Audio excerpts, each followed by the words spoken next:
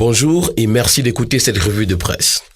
Commençons ce matin par le quotidien Capitaux Public Cameroun Tribune qui parle de l'électricité dans le septentrion. Le journal titre « Des renforts arrivent ». La centrale thermique d'Ahala à Yaoundé vient d'être démantelée et ces 23 groupes électrogènes géants seront incessamment acheminés vers Garoua et Gaoundéry où ils apporteront des suppléments de 12 MW et 8 MW d'énergie au réseau interconnecté Nord en proie à un important déficit depuis quelques semaines. Le quotidien Cameroun Tribune parle également ce matin de migration, 52 Camerounais rapatriés. Et puis, prix Goncourt 2020, ce n'est que partie remise. Les résultats tant attendus du prestigieux prix littéraire ont été dévoilés hier.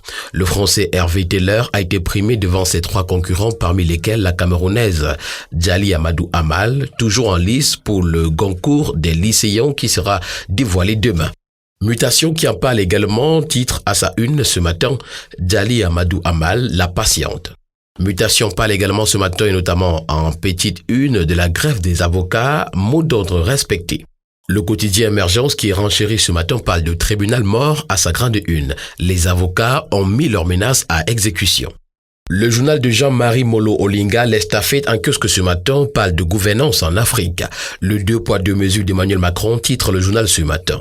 Dans l'entretien qu'il a accordé à Jeune Afrique, à situation quasi similaire, le jeune chef d'État français s'est montré très critique envers Alpha Condé de Guinée et plus que compréhensif envers Alassane Ouattara de la Côte d'Ivoire.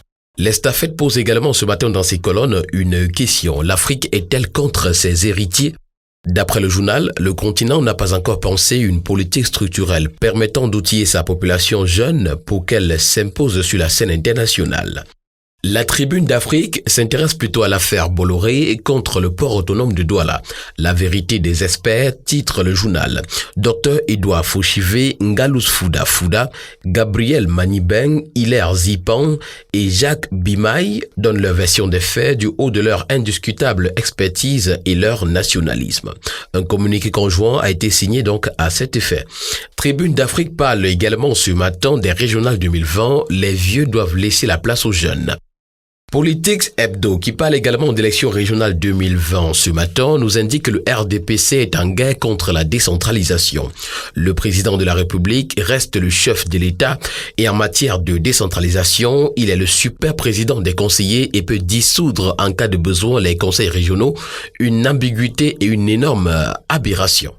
Toujours dans les colonnes de Politics Hebdo ce matin, le docteur Hilaire Kamga indique que la décentralisation arrive trop tard du fait de son inutilité conjoncturelle.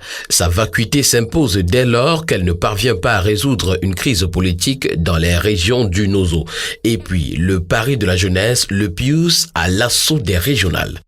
Vision économique en kiosque ce matin, on parle du programme économique et financier du Cameroun. Les perspectives glorieuses pour 2021.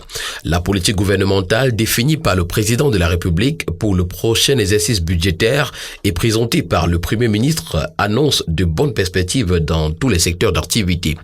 Attribution des marchés publics également, le JICAM exige la co-traitance et non la sous-traitance. Les patrons d'entreprises l'ont fait savoir au ministre des Travaux publics au cours d'une rencontre d'échange à Douala. Programme d'appui à la réforme de l'éducation au Cameroun, le ministre Laurent Sèche-Etundingwa fait le point et puis performance quand elle prépare le lancement de son réseau de téléphonie mobile. La nation d'Afrique accueille que ce matin parle de Global Capacity Building, IAI Cameroun. Professeur Justine Difo connecte les lycées des hauts plateaux au reste du monde. Et puis Régional 2020, la méthode Jules Doré Ndongo. À Freeland First Bank également, une expertise continentale. Et pour en parler ce matin, le quotidien Le Jour nous indique qu'Alpha Condé et Paul Focam parient sur la Banque nationale de développement. Cet outil est perçu comme le secret de croissance inclusive et durable. Son expérimentation a commencé à Conakry avec l'assistance technique d'Afriland First Group. Le quotidien Le Jour nous informe également qu'à Yaoundé, les avocats ont été absents des salles d'audience. Et puis incendie, la porte d'entrée de Fumban réduite en cendres.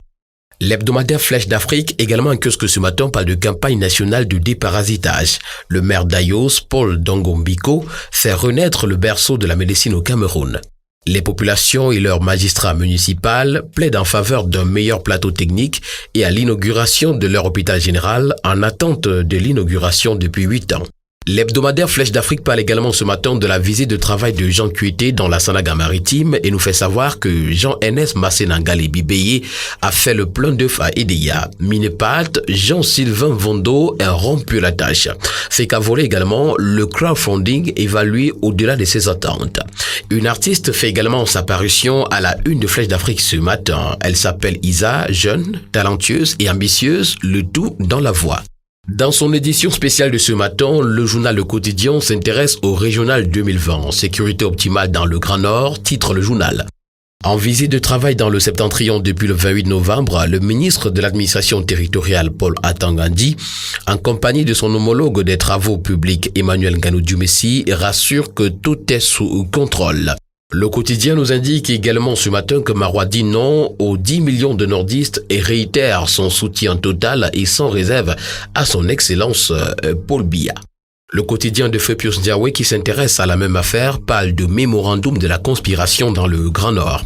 Une motion de soutien signée des élites des 3 régions du Septentrion à la gloire de Paul Biya pour consacrer la mise à mort du mouvement 10 millions de nordistes.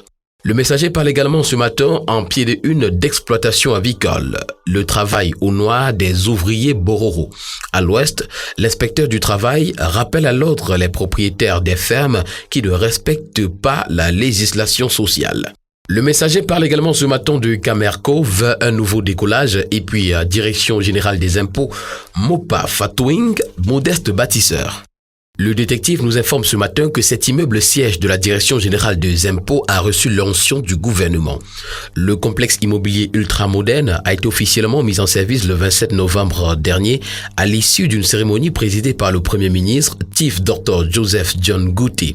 L'ouvrage qui symbolise l'ancrage de l'administration fiscale dans la modernité a vocation à fédérer ses nombreux services éparpillés dans la ville de Yaoundé au sein d'un seul et même bâtiment. Au Cameroun, une 4e société brassicole est annoncée avec des bouteilles en plastique. C'est ce que nous fournit ce matin comme information Perspective d'Afrique en haut des unes. Et puis à la grande une ce matin, présidence de l'Organisation du sport militaire en Afrique, Betty Assomo installe le général Abdoulaye Maïkano. Le journal Le Quotidien, dans son édition ordinaire, indique que c'est le temps de la redynamisation au sujet de l'organisation du sport militaire en Afrique. Pour le Pélican, le général Abdoulaye Maïkano est aux commandes. Terminons ce matin par le grand bluff au sujet du Comité national de démobilisation, de désarmement et de réintégration, le CNDDR, affiché en grande une par le Point Hebdo. D'après le journal, créé par décret présidentiel en 2018 pour encadrer les jeunes sécessionnistes convaincus de quitter la brousse, le Comité national de démobilisation, de désarmement et de réintégration, le CNDDR, a été confié à une personnalité sur qui pèse de lourds soupçons de prédation au cours de son séjour au port autonome de Douala comme président du conseil d'administration. Gilbert Timi Vouna également l'infatigable et puis Osma, le président installé. Chers abonnés, c'est ici que prend fin cette revue de la presse.